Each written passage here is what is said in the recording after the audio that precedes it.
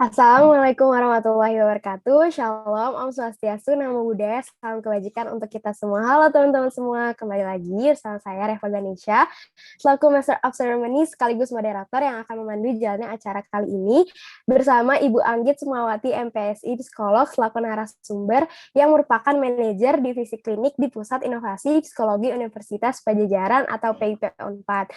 Nah, bagi teman-teman yang baru saja menyaksikan video ini, teman-teman dapat mengetahui apa itu PIP dan profil mengenai Ibu Anggit di video sebelumnya, mengenai apa yang dimaksud dengan kesehatan mental dan bagaimana sehat mental pada pelajar, terutama pelajar SMP. Nah, pada video kali ini kita akan membahas mengenai apa yang dapat dijadikan patokan untuk mencari tahu kapan sih kita perlu datang ke psikolog atau psikiater. Langsung saja tanpa berlama-lama lagi, kepada Ibu Anggit, waktu dan tempat, saya persilakan Ibu. Ya, halo. Nah, senang juga ya bisa ketemu di sesi yang ketiga di video ini. Halo juga Mbak Reva. Setelah kemarin mungkin di beberapa video, sebelumnya kita telah bahas beberapa eh, tentang perkembangan anak remaja gitu ya, kondisi-kondisi yang bisa membuat lebih sehat mental gitu ya. Nah, sekarang di sesi yang ini kita akan lebih spesifik kapan misalnya kita bisa menyelesaikan permasalahan kita sendiri dan kapan kita misalnya membutuhkan bantuan orang lain, terutama profesional gitu ya, dalam hal ini adalah psikolog dan psikiater untuk membantu teman-teman remaja di sini. Nah, bisa kita lihat ya teman-teman di slide berikutnya. Nah, jadi kalau di yang sebelumnya kita bisa sebenarnya kenali diri kita sendiri dulu. Kita juga bisa minta bantuan orang sekitar, entah tadi orang tua, teman-teman, ataupun guru untuk membantu menyelesaikan masalah-masalah yang kita rasakan. Nah, tapi ada nih memang situasi-situasi yang mungkin teman-teman sudah merasa kayaknya saya butuh bantuan nih, kayaknya aku tetap perlu datang ke psikolog nih, gitu ya. Kapan sih situasi-situasinya gitu ya kita bisa datang ke psikolog gitu. Nah, ini ada beberapa situasi yang bisa teman-teman hayati atau bisa teman-teman cek gitu ya. Jadi misalnya terjadi perubahan kemampuan berpikir yang tadinya misalnya bisa fokus belajar, bisa fokus ngerjain tugas gitu ya. Nah, di sini teman-teman jadinya malah kok jadi nggak fokus banget gitu ya. Aduh, dikit-dikit gampang lupa, dikit-dikit misalnya aku jadi nggak ingat kemarin tuh ngapain aja. Nah, ketika terjadi ada perubahan di area kemampuan berpikir gitu. Lalu ada juga misalnya ketika kondisi emosi kita tidak bisa kita kelola dengan baik.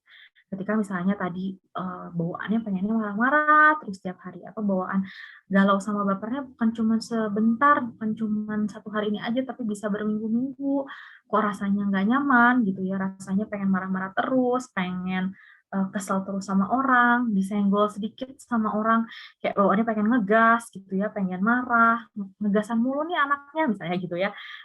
Itu bisa jadi salah satu juga indikator-indikator atau kondisi-kondisi yang mungkin kita alami. Atau ketika misalnya ini ya perilaku kita atau tindakan kita berubah, kita berasa menjadi bukan diri kita sendiri. Kita merasa kayaknya aku sebelumnya nggak kayak gini deh. Kenapa ya kok jadi tiba-tiba perilaku aku tuh berubah? Yang tadinya misalnya orangnya sangat rapi, bisa mengorganisasikan sesuatu, jadi sangat tidak bisa terorganisir, terstruktur, misalnya kayak gitu. Dan biasanya nih orang-orang terdekat kita yang bisa bilang, kok kamu berubah sih, kok kamu jadi kayak gini sih, kayaknya dulu nggak kayak gini sih gitu ya. Atau mungkin ada beberapa, dan bukan hanya dari satu orang, misalnya dari keluarga juga, dari teman-teman juga gitu. Nah itu bisa jadi salah satu apa ya, sign lah ya, salah satu indikator yang wah, apakah aku cerita dulu nih sama orang tua aku misalnya, atau aku cerita dulu sama guru, atau aku cerita dulu sama teman gitu, kayak gitu kurang lebih.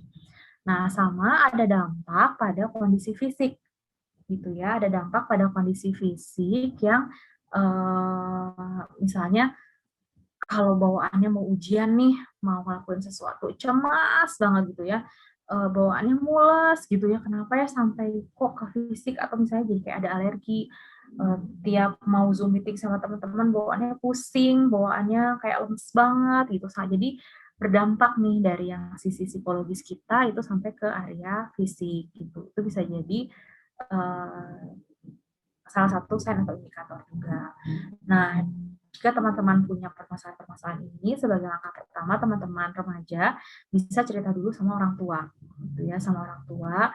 Coba sampaikan misalnya permasalahan apa yang sedang dihadapi, lalu dampak apa yang dihadapi, minta masukan dari mereka, apa yang sudah kita lakukan bisa diceritakan juga, apa yang sudah misalnya teman-teman rasakan itu bisa diceritakan juga, dan minta bantuan atau minta saran gitu ya sama teman-teman, sama orang tua. Nah, kalau misalnya nanti memang ternyata perlu datang ke psikolog, nah teman-teman bisa menghubungi ke profesi gitu atau ke psikolog-psikolog yang teman-teman ketahui.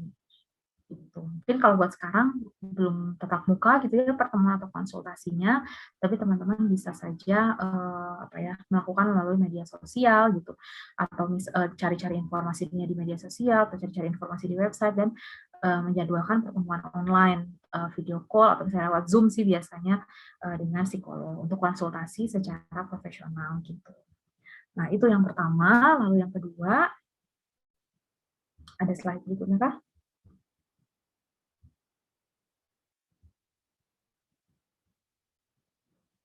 Nah, ini juga ya indikator berikutnya setelah tadi terjadi beberapa kondisi-kondisi yang dialami gitu.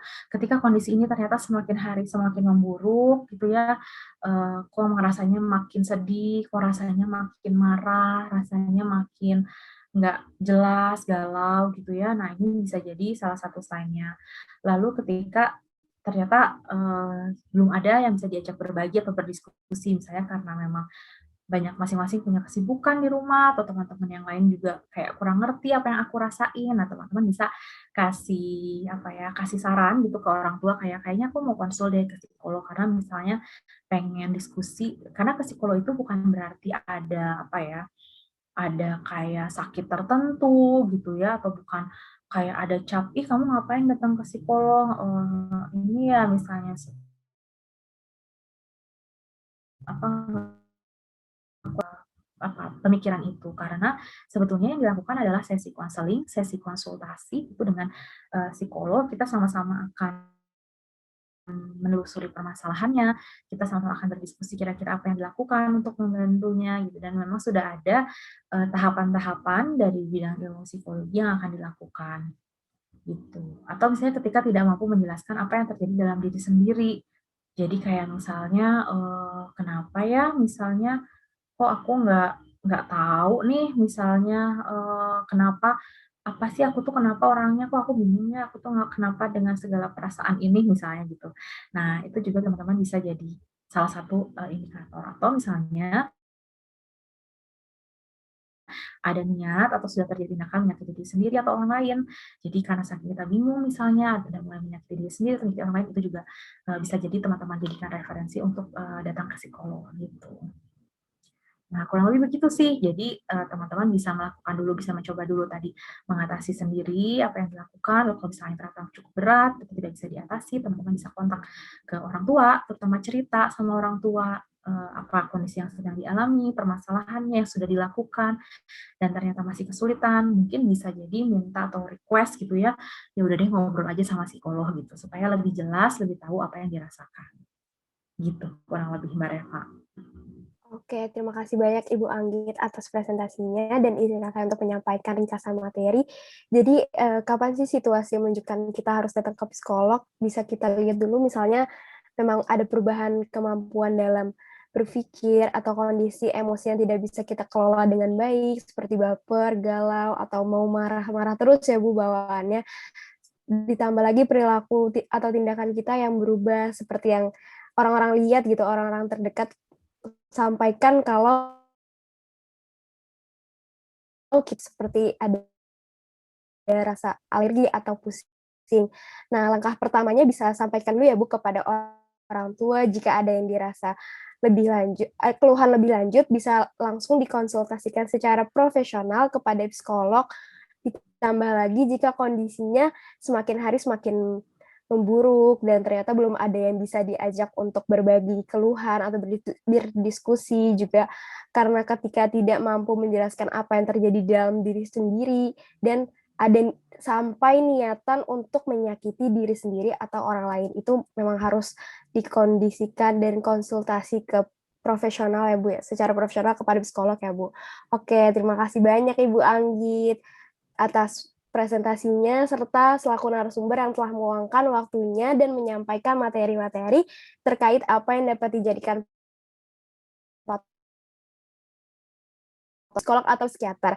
Semoga materi yang disampaikan Ibu Anggi pada video kali ini dapat menambah pengetahuan teman-teman dan teman-teman bisa dapat lebih mengenali diri sendiri. Nah, saya ingin mengingatkan, jangan lupa untuk menonton video lainnya dengan topik apa yang dimaksud dengan kesehatan mental dan video mengenai bagaimana sehat mental pada pelajar, terutama pelajar SMP. Oke, sampai jumpa di lain kesempatan teman-teman semua. Jangan lupa ya ditonton videonya. Ya, semoga bermanfaat.